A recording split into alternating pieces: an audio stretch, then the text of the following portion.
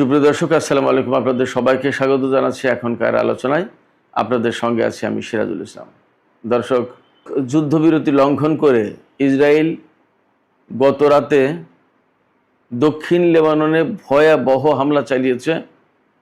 সেই হামলায় পরমাণু সদৃশ বোমার ব্যবহার করা হয়েছে। ভিডিও ফুটেজে দেখা গেছে একেবারে পরমাণু বোমার বিস্ফোরণ ঘটলে যেরকম আগুনের কুণ্ডলি ওঠে মাশরুমের মতো, সেই রকম উঠতে দেখা গেছে। এদিকে আমেরিকা এবং ইরানের মধ্যে গত 2-3 দিন ধরে যে হামলা পাল্টা হামলার ঘটনা ঘটছিল, তাতে কিন্তু পরিস্থিতি খুব তেতে উঠেছিল।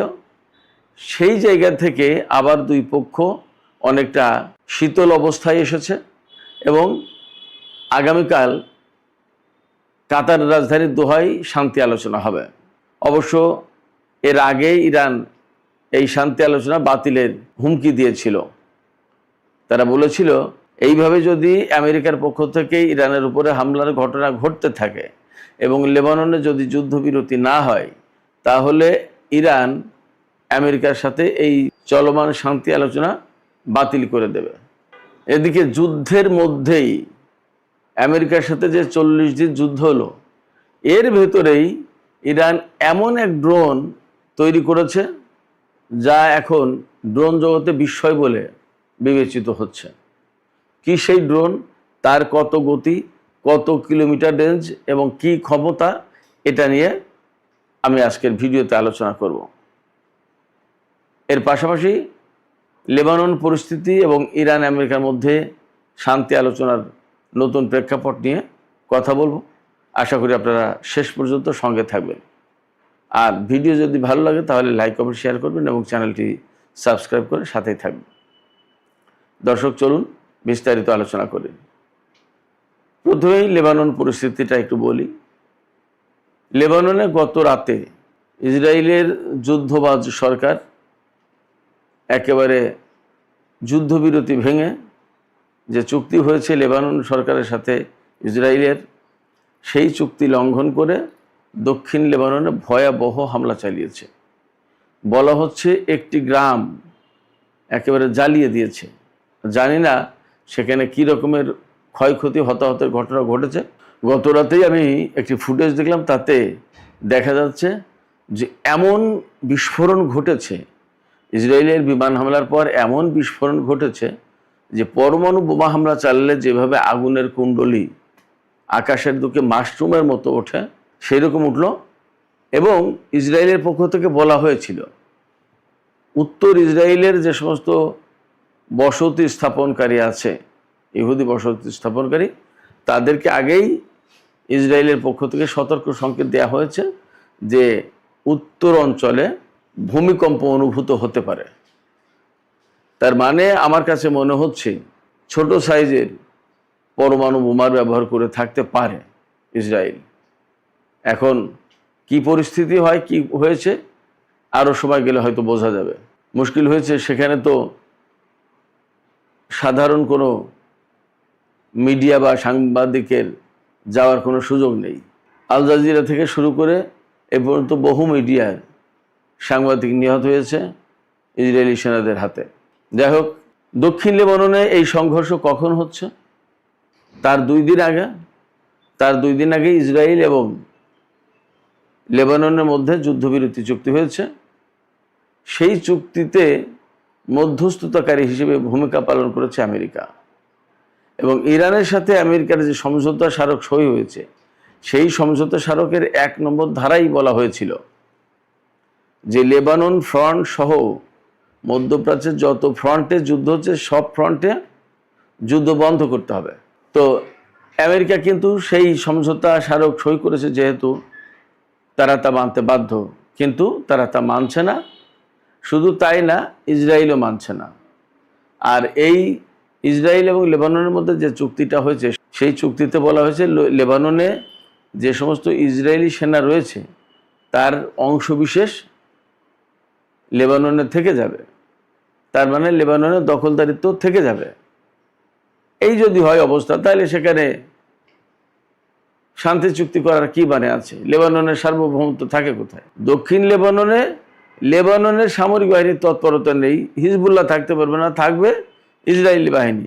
এটা কি লেবাননের পক্ষের কোনো চুক্তি হলো? এই জন্য হিজবুল্লাহ বলেছে আমরা এই চুক্তি মানব না। তো যার প্রেক্ষাপটে দুই পক্ষের মধ্যে বড় রকমের সংঘর্ষ হচ্ছে। এই সংঘর্ষের পরিণতি আসলে কোথায় গিয়ে দাঁড়ায়, এর পরিণতি যে কি বলা মুশকিল। তবে হিজবুল্লাহ বলেছে তারা ইসরায়েলের মোকাবেলায় আরও বেশি দৃঢ়চেতা হয়ে লড়াই করবে, ইসরায়েলকে কোনো মতেই তারা ছাড় দেবে না। হিজবুল্লাহ ভাবছে যেখানে ছাড় দেওয়া মানেই দক্ষিণ লেবাননে ইসরায়েলের দখলদারিত্ব কায়েম হওয়া। এই দখলদারিত্ব কায়েম তারা হতে দিতে চায় না। এবং আরও গুরুত্বপূর্ণ তথ্য হচ্ছে যে দক্ষিণ লেবাননেই হিজবুল্লাহর তৎপরতা বেশি। তার কারণ হচ্ছে দক্ষিণ লেবানন মানেই ইসরায়েলের উত্তর অংশ। দক্ষিণ লেবাননের সীমান্ত থেকেই তো ইসরায়েলে ঢুকতে হবে। ইসরায়েলে ঢোকার যে সীমান্ত, সেই সীমান্ত হচ্ছে ইসরায়েলের উত্তর অঞ্চল। লেবাননের দক্ষিণ, ইসরায়েলের উত্তর, এই হলো সীমান্ত। তো সেই সীমান্তে যদি ইসরায়েলের ভেতরে তো ইসরায়েলের তৎপরতা থাকবেই, উপরন্তু লেবাননের সীমান্তে যদি ইসরায়েলিদের অবস্থান থাকে, তাহলে লেবাননের স্বাধীনতা সার্বভৌমত্ব যেমন থাকে না, তেমনি লেবাননের এই যে প্রতিরোধকামী সংগঠনটি তাদের কোনো অস্তিত্ব থাকে না। এই জায়গা থেকে যে চুক্তি করেছে লেবাননের সরকার আর ইসরায়েল, সেই চুক্তির ভবিষ্যৎ আসলে ভালো বলে মনে হচ্ছে না। আমি এখানে আপনাদেরকে একটু জাস্ট খেয়াল করিয়ে দিই, লেবাননের প্রেসিডেন্ট কিন্তু খ্রিস্টান সম্প্রদায় থেকে, আর প্রধানমন্ত্রী সুন্নি সম্প্রদায় থেকে। সুন্নি সম্প্রদায়ের প্রধানমন্ত্রী হওয়ার কারণে তারা সৌদি আরব থেকে শুরু করে আরব বিশ্বের যে সমস্ত দেশ হিজবুল্লাহ বিরোধী, তাদের সাথে বেশি সম্পর্ক রাখে। আর বর্তমানে যে প্রেসিডেন্ট জোসেফ আউন, সে ভদ্রলোক একসময় লেবাননের সেনাপ্রধান ছিলেন। এই জোসেফ আউন তিনি হচ্ছেন খ্রিস্টান সম্প্রদায়ের। ফলে হিজবুল্লাহর স্বার্থ দেখা বা কার্যত লেবাননের স্বাধীনতার সার্বভৌমত্ব দেখার মতো মানুষ কেউ নেই। এটা হলো আর একটা বিরাট বড় সমস্যা। যাই হোক, ইরান ওই পাশে যথেষ্ট চাপ দিয়েছে আমেরিকাকে। হরমুজ প্রণালীকে কেন্দ্র করে বা পারস্য উপসাগরের হরমুজ প্রণালী এলাকা, এই সমস্ত এলাকায় জাহাজ চলাচল নিয়ে ইরানের যে আপত্তি ছিল, সেই আপত্তির মুখে ইরান বেশ কয়েকটা তেলবাহী বা পণ্যবাহী কার্গো জাহাজের উপর হামলা করেছিল। তাদের বক্তব্য ছিল যে হরমুজ প্রণালী দিয়ে কোন দিক দিয়ে জাহাজ চলবে সেটা আমরা যে রুট দেখিয়ে দিচ্ছি সেই রুট ফলো করবে, এর বাইরে গেলে হবে না। তো কারণ হরমুজ প্রণালীর একদম ফুল কন্ট্রোল থাকবে ইরানের হাতে, ওমান তার সাথে শরিকদার, কিন্তু মূল কন্ট্রোল ইরানের হাতে থাকবে। এইভাবেই আমেরিকার সাথে চুক্তি হয়েছে বলছে। কিন্তু মাঝে মাঝে মার্কিন প্রেসিডেন্ট ডোনাল্ড ট্রাম্প বলছেন যে সেখানে ইরানের কোনো কন্ট্রোল থাকবে না, যুদ্ধ শুরুর আগে যেরকম ছিল হরমুজ প্রণালী সেরকম থাকবে, ইরান সেখানে কোনো টোল নিতে পারবে না, ইত্যাদি ইত্যাদি।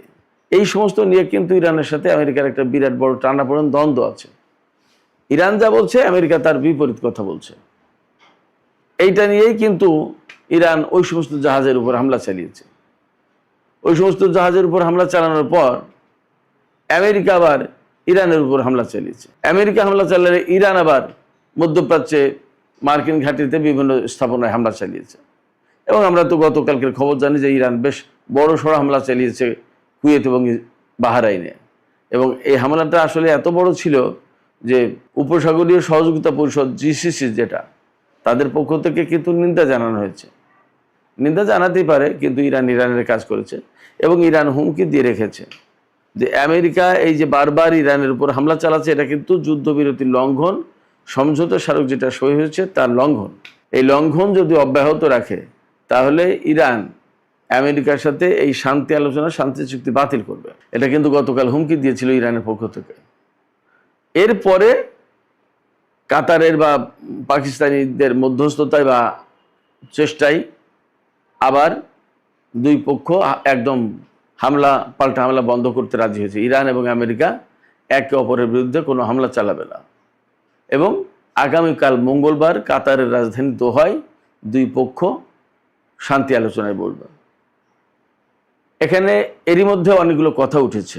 ইরানের যে সমস্ত অর্থ বিদেশে আটকা ছিল, সেগুলো ফেরত দেওয়ার কথা ছিল। এ ব্যাপারে চুক্তিও হয়েছে, কিন্তু এখনও ইরান ফেরত পায়নি। ইরানের উপর থেকে নিষেধাজ্ঞা যেগুলো একদম রদ করার কথা ছিল, স্থগিত করার কথা ছিল, সেগুলো এখনও পুরোপুরি করেনি। এরকম অনেকগুলো শর্ত, যে 14 দফা শর্ত হয়েছে, সেই 14 দফা শর্তের ভিতরে বেশিরভাগই কিন্তু এখনও বাস্তবায়ন করা হয়নি। এইগুলো বাস্তবায়ন করার পরেই কিন্তু ইরান আর আমেরিকার মধ্যে পরমাণু আলোচনা হবে। বিষয়টা খেয়াল রাখতে হবে। এখনই ইরানের সাথে আমেরিকার পরমাণু আলোচনা শুরু হয়ে যাবে না। পরমাণু আলোচনার যে পার্টটা, এইটা তো চূড়ান্ত চুক্তি হবে। এইটা বাদ দিয়ে বাকি যত শর্ত আছে, সমস্ত শর্ত আমেরিকা ফুলফিল করবে, তারপরে এই আলোচনায় যাবে। তা যদি না হয় তাহলে কিন্তু এই আলোচনার ভবিষ্যৎ ভালো না, এটা মোটামুটি বোঝা যাচ্ছে। বিশেষ করে গতকাল পর্যন্ত ইরান এবং আমেরিকার মধ্যে ব্যাপক টানাপোড়েন উত্তেজনা ছিল। এই টানাপোড়েন উত্তেজনার ভেতরেই গতকাল ইরানের পক্ষ থেকে সামরিক বিষয়ে একটা চমকপ্রদ ঘোষণা দেওয়া হয়েছে। ইরানের সামরিক বাহিনীর মুখপাত্র তিনি জানিয়েছেন যে এই যুদ্ধের সময় ইরান শুধু যুদ্ধই করেনি, এর ভিতরে বড় বড় গবেষণা করেছে এবং নতুন নতুন অস্ত্রও তৈরি করেছে। আশ্চর্যের ব্যাপার না? যখন যুদ্ধ নিয়ে সবাই ব্যস্ত, তখন ইরান নতুন অস্ত্র বের করেছে এবং গবেষণা করেছে সামরিক খাতে। এর একটা ফলাফল হচ্ছে আরাশ 2 নামে একটা ড্রোন তৈরি। আরাশ 2 হচ্ছে আত্মঘাতী ড্রোন। এরা ঘন্টায় 350 থেকে 480 কিলোমিটার পর্যন্ত দ্রুত গতিতে চলতে পারে। 480 কিলোমিটার পর্যন্ত যদি চলতে পারে তাহলে তার গতি কিন্তু একদম কম না। তো এই ড্রোন মিসাইলের মতো এত দ্রুত চলতে পারে না, কিন্তু গতি একদম খারাপ না। মজার ব্যাপার হচ্ছে মিসাইল তো তার মতো করে চলে, আর এই ড্রোন তো মানুষ চালায় পেছন থেকে রিমোট কন্ট্রোল দিয়ে। ফলে এই ড্রোন তো কন্ট্রোল করে অনেক কিছু করা যায়। আর ড্রোন যে যুদ্ধক্ষেত্রে কত বেশি কার্যকরী তা তো আমরা ইরান, আমেরিকা, ইসরায়েলের যুদ্ধে দেখলাম, রাশিয়ার যুদ্ধে দেখেছি, অনেক জায়গায় দেখেছি। ড্রোন হচ্ছে গরিবের এয়ারফোর্স। যাই হোক, তো এই আরাশ ড্রোন 480 কিলোমিটার সর্বোচ্চ গতিতে যেতে পারে, 2000 কিলোমিটারের বেশি দূর পর্যন্ত যেতে পারে। তার মানে ইরান থেকে ইসরায়েল ইজিলি কাভার করবে এই ড্রোন। আর এই ড্রোন ওয়ারহেড বা বিস্ফোরক বহন করতে পারে 150 কেজি, তার মানে 3 মণ 30 কেজি। একেবারে সাধারণ ব্যাপার না। 3 মণ 30 কেজি ওজনের একটা কিছু যদি এরকম 300-400 কিলোমিটার গতিতে গিয়ে কোথাও আঘাত হানে, তাহলে তার অবস্থা কি? ব্যাপক বিস্ফোরণ ঘটে। ভালো একটা শক্তিশালী ড্রোন। এটা সম্ভবত ইরানের হাতে তৈরি যত ড্রোনের মতো তার ভিতরে এটা কামিকাজে ড্রোন হিসেবে সবচেয়ে বেশি শক্তিশালী। এই ড্রোন দিয়ে কি করা যায়? সবচেয়ে বড় কথা হচ্ছে এটা, এই ড্রোন মেইনলি যে কাজে ব্যবহার করা হবে সেটা হচ্ছে যে শত্রুর বিমান ঘাঁটি লক্ষ্য করে হামলা চালানো হবে। যে সমস্ত বিমানের হ্যাঙ্গারে বিমান রাখা হয়, সেই হ্যাঙ্গারে হামলা চালাবে। এরপরে সামরিক স্থাপনা, সামরিক ঘাঁটি, তারপরে বিমানবন্দর। তার মানে আমি যা বুঝলাম, আমার কাছে যেটা মনে হচ্ছে, ইসরায়েল এবং আমেরিকার যে বিমান শক্তি যেটা আছে, এই বিমান শক্তিকে মেইনলি ঘায়েল করার জন্য এই আরাশ 2 ড্রোন তৈরি করা হয়েছে। তার মানে হচ্ছে যদি নিকট ভবিষ্যতে ইসরায়েলের সাথে আমেরিকার সাথে ইরানের যুদ্ধ শুরু হয় আবার, তাহলে এই আরাশ ড্রোনের ব্যাপক ব্যবহার দেখা যাবে, এমন খবর কিন্তু ইরানের সামরিক বাহিনী দিয়েছে। তাতে বোঝা যাচ্ছে যে আমেরিকা এবং ইসরায়েল বেসিক্যালি ইরানের এই সামরিক শক্তির ভাষাটাকে তারা আমলে নিচ্ছে, এমনি কূটনীতির কথা কিন্তু তারা সহজে আমলে নিতে চায় না। এই যে যুদ্ধটা গেল, সেই যুদ্ধে যদি ইরান খুব স্ট্রংলি রোল প্লে করতে না পারত, খুব কার্যকরভাবে এবং শক্তভাবে যদি ইসরায়েল এবং আমেরিকাকে মোকাবেলা না করতে পারতো, তাহলে এতদিন ইরানই তো দখল করে নিত। অন্য কথা তো পরের কথা। সেই জায়গায় ইরান এই জিনিসটা বুঝেছে আগেই, যার কারণে তারা সামরিক শক্তি এবং অত্যাধুনিক সামরিক শক্তি অর্জন করেছে।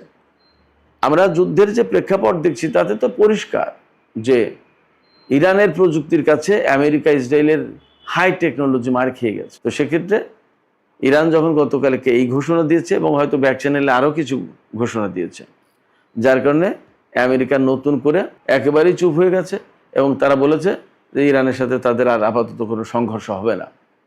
তারা বরং মঙ্গলবার কাতার রাজধানী দোহায় আলোচনায় বসবে।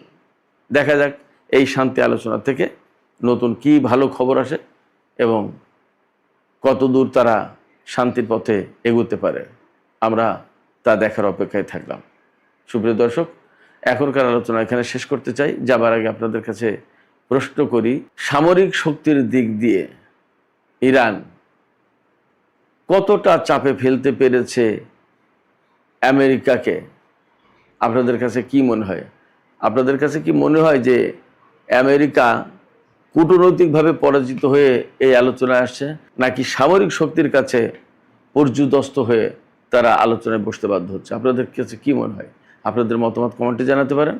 আর ভিডিও ভালো লাগলে লাইক, কমেন্ট, শেয়ার করবেন এবং চ্যানেলটি সাবস্ক্রাইব করে সাথেই থাকবেন। দর্শক, আপনাদের সবাইকে অনেক অনেক ধন্যবাদ। আল্লাহ হাফেজ।